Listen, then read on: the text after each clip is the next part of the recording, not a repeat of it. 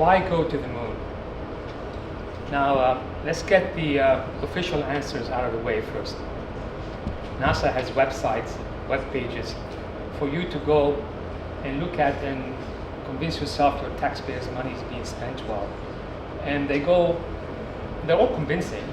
NASA tells us we should go to the moon because first, it expands scientific knowledge, which is obvious. Technologies are spurred, economy is spurred, startup companies start sprouting everywhere. It claims also peace can happen because we have international collaboration, on and on and on. So why go to the moon? Question that you might ask very well. The question that I'm asked quite often. And NASA thinks it's easy to answer. It has websites and web pages for you to go on and see why your taxpayers' money is well justified spent by NASA on these great programs. NASA claims that going to the moon is good for you because first, it spurs technologies, it advances science, all makes sense. It even claims that peace in the world can be enhanced by international collaboration. Even talks about teaching us how to inhabit other places, that if ever something happens to the Earth, it's frozen, we ruin it, we have a place to go, on and on. Also, it makes very good case for different technologies being, what they call technology spin-offs. For example, NASA always likes to remind you, like the little phones, on your phones, little cameras on the phones, have their history, their legacy comes from optical trackers and optical sensors developed for the Apollo program. A lot of the medical devices, when you go to the ER, when you go to the hospital, were developed to monitor the astronauts, well, some of them at least, were developed to monitor astronauts' health for the Apollo program. The phone used to protect the astronauts in the Apollo program ended up new mattresses, on and on. Now, the nerds among you will probably go or have gone to these websites and are already convinced that going to the moon has some benefits. Many among us are not going to bother with these websites and can easily question why should we spend all the money and effort to go to the moon with so many other problems on Earth. Well, I think I'm done with the official answers. I have my own answer, one that can be summarized. I was trying to find a single word that can summarize it. The word itself is problematic, so I warn you. And the word is pleasure. Now you might wonder why on earth anybody wants to invite a scientist or an engineer to come talk to you about pleasure. But pleasure I want to talk to you about is not of the usual kind. I'm going to argue this is a very, very specific euphoric pleasure that is not only very unique to humans, but also very unique to what humans are doing at a given time. And it has a special characteristics. It sprouts from you, almost euphorically, connects you to other people in a way no other things can do. So, what's a good example of this pleasure? And one other thing I want to say about it, it has a characteristic that requires that you are either experiencing or witnessing a stretch, humans doing a stretch that's barely achievable, to reach something that's barely achievable. Okay, so what's a good example? Now, sports are a wonderful place to find an example like that. So I want you to imagine you're watching live in a stadium with 40,000 people, a major league baseball game. But it's a very special game. It's a game called a perfect game. This is one of the rarest moments in sports. How rare? I counted, I looked it up, and it's about, since 1901, there have been about 260,000 baseball games.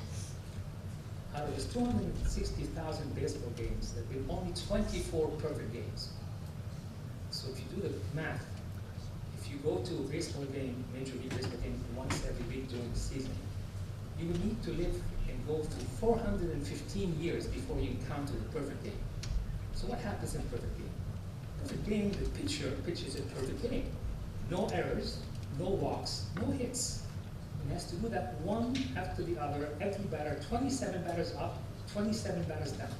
So imagine what happened in the 7th inning, and then the 8th inning when everybody realizes in the stadium that a perfect game is happening. Remember, it happened 24 times in history.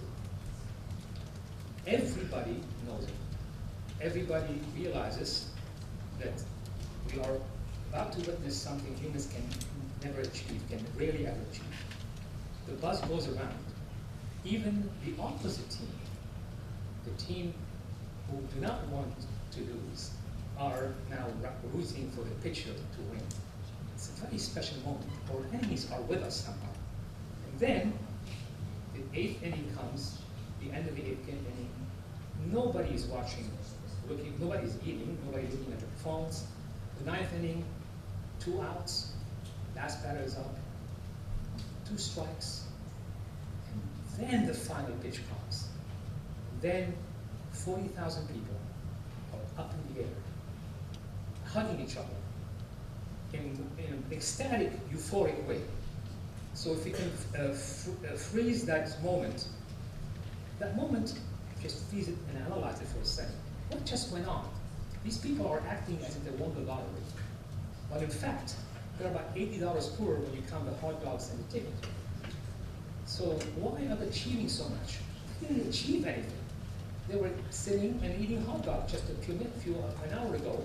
Now they're celebrating as if the most incredible things that just happened to them.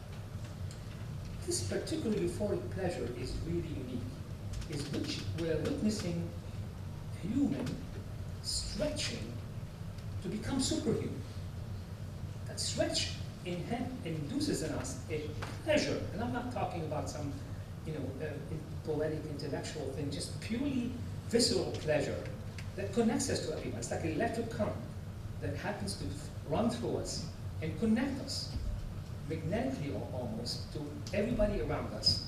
And the bigger the achievement, the bigger the stretch, the more intense and the more profound that pleasure is. Now let's go back to going to the moon.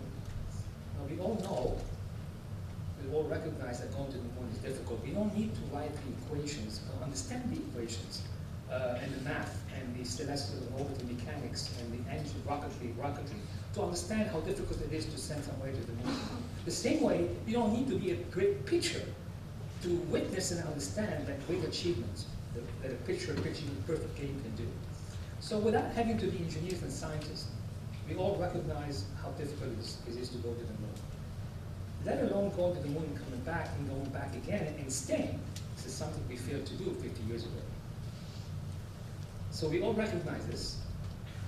And even more difficult is staying there. And imagine staying in a place that a night lasts 14 days. You say to someone good night, the next time you say good morning, it's 2 weeks there. It's a very strange place. Temperature varies very a lot. Radiation that comes from the sun and from particles around you and from the cosmic rays they're not being shielded by the atmosphere. And we don't even know how humans are going to survive without digging trenches or building habitats. Yet, none of us want to go there. None of us want to do the stretch. A lot of us want to do that stretch that will take us, hopefully, to achieve something unachievable. Aside from answering fundamental questions like, are we always locked on this planet? These are intellectual questions, but I want to focus on that pleasure. Now, I was lucky to experience that early in my life. I was exactly 8 years old. It's exactly the age of my son out here in the front row. He was 8 years old. It was 1969. My father turned on the TV. He was in Lebanon. It was live, even though it was in another part of the world. And I watched people landing on the moon. And this picture is engraved in my mind, like many people of my generation. That exact feeling that people feel during a perfect game, I think I felt it right then. It stunned me, and I realized that's something special. And like the dopamine we talked about earlier, this is a moment that doesn't come very often. So you really want it to come often, and you strive for it. So in my mind, I decided at that moment I wanted to be involved in the space program, except for two problems. First, the country I was living in collapsed in the Civil War. But that kept me alive. That feeling of going to America, being involved in that program, kept me really on my toes. Eventually, I got lucky to come here. But by the time I got here, politicians had killed that Apollo program. It was done for, the race for the Russians was over, and it was a disappointing moment. Nonetheless, I was lucky to be involved in learning the physics of propulsion and plasma physics, and to work and get funding to work at a time when the golden age has ebbed down. It was kind of sad and at the same time very happy to be involved in the space program, but there was not much great things happening. However, I started teaching, and I had 6 students 20 years ago in my spaceflight class. Last semester I taught that class, 68 students. Why? Well, something happened. A lot of these young people heard about that dream, maybe experienced it at sports, and went on looking for it. And you've seen them. You've seen a lot of people coming out of college and designing rockets that go up in the air to space and come back and land vertically, something inconceivable in engineering a few years ago. Those people are changing the world and bringing us to that dream, closer and closer. So let's go back to the perfect game. 8th inning, everybody's silent, tension mounts. 9th inning, 2 outs, and then a final pitch. It just actually happened exactly 4 days ago to many of us. 4 days ago, 4 humans, 3 men and a woman, coming back from the moon for the first time in 50 years, 53 years, came into the atmosphere at an incredible speed of 25,000 miles per hour, smashing into the atmosphere, literally smashing with our atmosphere, which becomes very dense at about 80 miles altitude from here. It turned into a ball of fire, 4 people inside. For 4 minutes, the plasma around that spacecraft, which is an ionized gas, was stopped in communication. We couldn't talk to them. We knew that. So for 4 minutes, there was a suspense. Exactly like the suspense of that 9th inning. We were electrified. Augie and I were watching it, like millions around the world, and we can see the numbers of people on the NASA live site increasing to millions of people around the world watching this moment. I, for the first time in 53 years, felt that current, felt that euphoric pleasure that is intellectual but visceral. It went through me, it went through my son, the same way it went through my father and me. But it connected us to the rest of the world for those few instances. 4 minutes later, the spacecraft communicated back. It was a euphoric moment. It was a pleasure that of stretching to achieve the almost unachievable. The striving of humans to become superhumans, not in a religious sense, but in a pure human sense. A pleasure that at the same time, unique, comes from within, but it's also shared. It's collective. It's electrifying. That's why I think we should go to the moon. Thank you.